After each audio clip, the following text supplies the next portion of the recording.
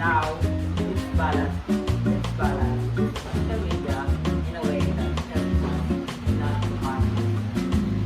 Yes, kasi social media isn't bad at all. We just have to learn how to use it wisely.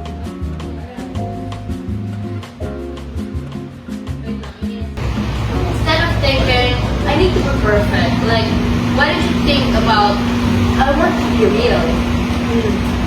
Love that, you know?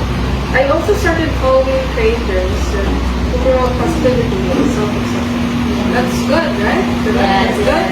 Yeah.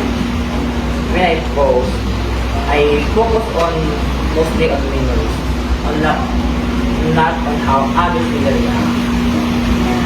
Exactly. Let's use social media to express, not to impress. And when we do use social media, let's acknowledge people with our prior knowledge. Right? Yes, we can. To use social media wisely. Yes.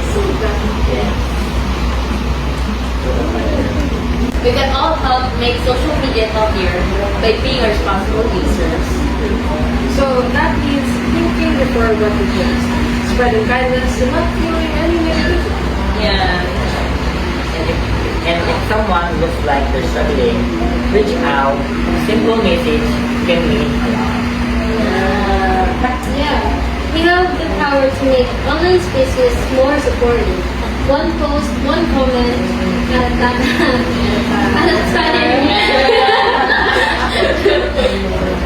We manage that anxiety.